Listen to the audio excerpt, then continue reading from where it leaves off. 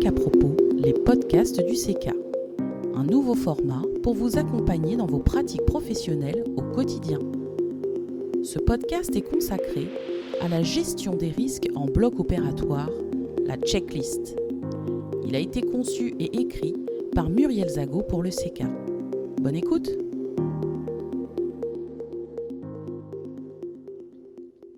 La gestion des risques au bloc opératoire et en secteur interventionnel est un sujet vaste et complexe et nous allons l'aborder sous l'angle de la certification HAS avec un focus spécifique sur l'intérêt de la checklist.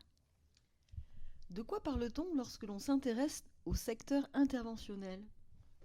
Derrière le terme secteur interventionnel, on entend des secteurs dédiés à la réalisation d'actes invasifs, urgents ou programmés, qui requièrent des compétences médicales et paramédicales reconnues telles que la gynécologie obstétrique pour les prises en charge des césariennes, dans lesquelles deux types d'organisations pourront être rencontrés, soit un bloc opératoire à proximité de la zone d'accouchement avec une salle d'opération réservée aux césariennes, soit un bloc opératoire où sont réalisées les césariennes intégrées à la zone d'accouchement.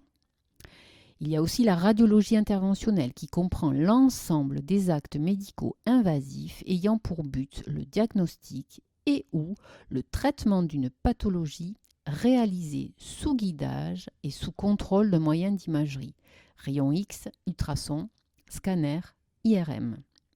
D'une manière générale, la sécurisation des blocs opératoires et des secteurs interventionnels concerne les activités suivantes. La chirurgie, avec plus spécifiquement la chirurgie cardiaque, la neurochirurgie, les activités interventionnelles sous imagerie médicale par voie endovasculaire en cardiologie et en neuroradiologie, la chirurgie ambulatoire, la transplantation d'organes, les prélèvements multi-organes et la greffe de moelle osseuse, et le traitement des grands brûlés. Comment faire pour évaluer ces différents secteurs ? Les méthodes utilisées lors de la visite de certification HAS sont le patient traceur, avec par exemple un thème tel que le respect de l'intimité, la confidentialité, l'information donnée au patient tout au long de sa prise en charge et en particulier en ambulatoire. Le parcours traceur, c'est une méthode où le parcours d'un patient en chirurgie ou en secteur interventionnel, qu'il soit programmé ou en urgence, est analysé. Les traceurs ciblés, concernant par exemple les produits sanguins labiles, les événements indésirables graves, les événements indésirables associés aux soins, concernant par exemple les endoscopes ou l'antibioprophylaxie. L'accueil non programmé, le transport du patient par exemple. Et enfin, l'audit système, qui est une méthode qui consiste tout simplement en une rencontre avec les professionnels sur les différents objectifs de la certification. Quels sont les critères de certification qui concernent le bloc opératoire et les secteurs interventionnels ? Il existe deux critères standards concernant les dispositifs médicaux implantables, les DMI, et les rayonnements ionisants. Le critère 1.1.10. Le patient est informé des dispositifs médicaux qui lui sont implantés pendant le séjour et reçoit les consignes de suivi appropriées. Le critère de 3.19. Les équipes maîtrisent les risques liés à l'utilisation des rayonnements ionisants. Il existe ensuite 8 critères spécifiques. Le 2.2.11. Le secteur interventionnel et le secteur de soins échangent toutes les informations relatives aux patients. Le 2.2.10. Les acteurs de la programmation opératoire se coordonnent et tiennent compte de la priorisation des urgences. Le 2.2.12. Au bloc et dans les secteurs interventionnels, la checklist sécurité du patient est utilisée de manière efficace. Le 2.3.12. Les équipes maîtrisent les bonnes pratiques d'antibioprophylaxie liées aux actes invasifs. Le 2.3.15. Les équipes des secteurs interventionnels maîtrisent le risque infectieux et les bonnes pratiques péropératoires. Le 2.3.21.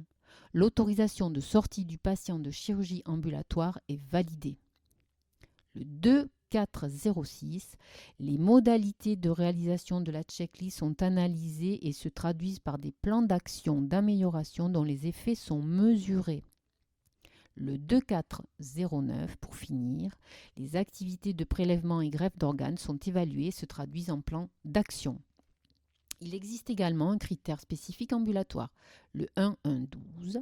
En ambulatoire, le patient reçoit des informations spécifiques aux modalités de sa prise en charge.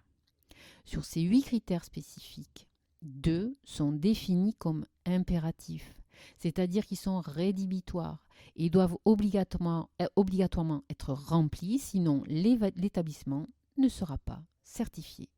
Ils concernent la checklist et l'antibioprophylaxie.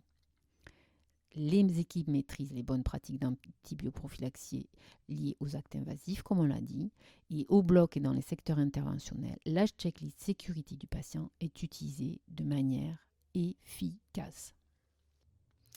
Pourquoi et comment évaluer l'utilisation de la checklist au bloc opératoire et dans les secteurs interventionnels ?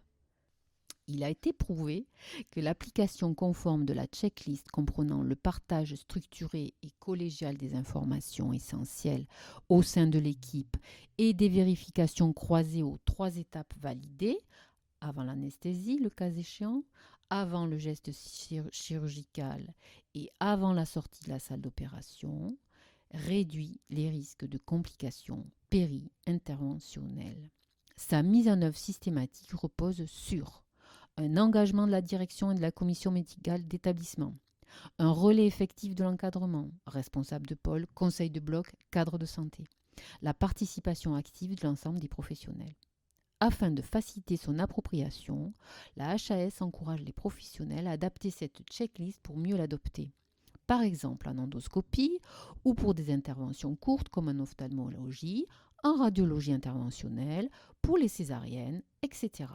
Oui, mais comment évaluer l'impact de l'utilisation de la checklist ?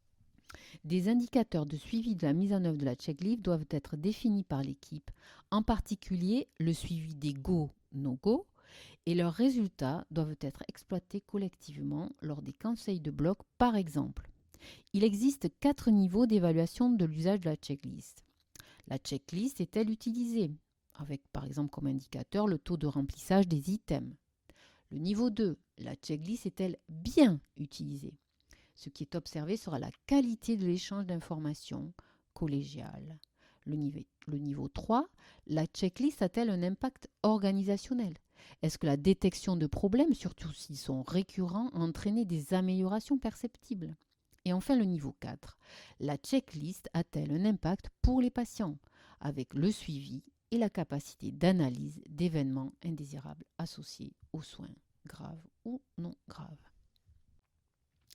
La réalisation de la checklist améliore le travail en équipe, la communication entre professionnels et leur collaboration. Elle évite la survenue d'événements indésirables particulièrement graves tels que les erreurs d'intervention, de côté, de site opératoire, l'oubli de corps étrangers comme les compresses ou certains instruments chirurgicaux par exemple. L'évaluation d'une utilisation appropriée de cette checklist au sein des blocs opératoires et des secteurs interventionnels contribue à la sécurisation des pratiques et participe à la cohésion de l'équipe autour de la prise en charge du patient. C'était CK Propos, les podcasts du CK. Ce podcast fait partie d'une série à retrouver sur ck.fr. Alors à bientôt!